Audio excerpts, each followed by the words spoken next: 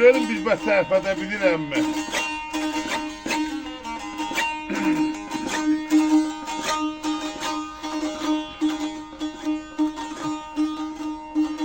Dedi imkanın en olanda sok havalanma. Adı havalanmak en yolu saçmak demektir.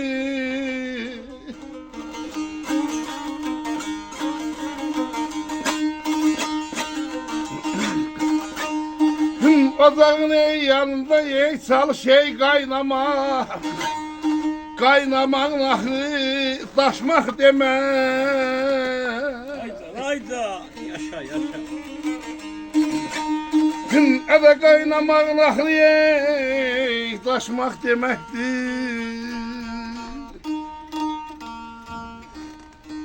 Der imkanın olanda çok havalanma. Havalanmak yolu saçmak demektir. Ocağın yanında çalış kaynama, kaynamağın axı daşmaq kimi. Mənlik havasına soxsaq olma gül. Fani dünya vəfasızdır yaqın bil. Xəsiyyət azılaşıb pul dolanda dil elin nəzərindən aşmaq deməkdir.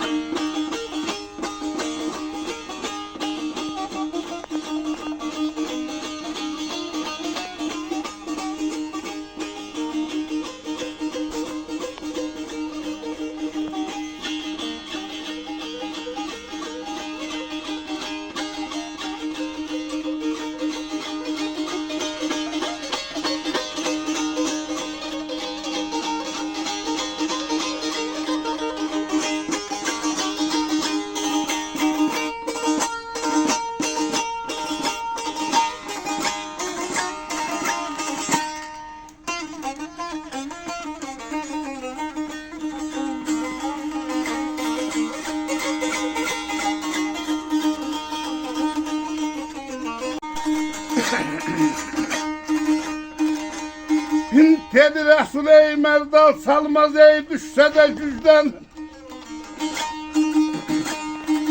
Ede sahabet ey gözleme. Her yeten ey cizden halay başı dumanlı dağlar.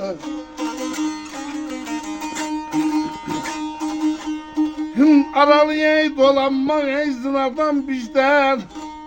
Hatadan baladan kaçmak ey deme.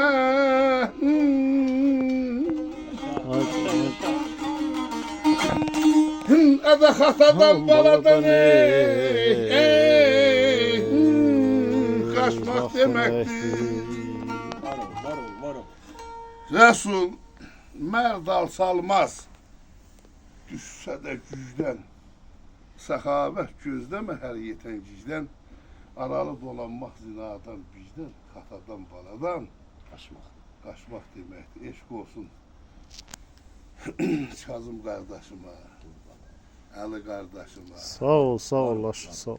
Öpürəm, keyfi sənməşə saz, nəfəssiz isti gəlsin. Sağ ol, Var sağ ol. olun.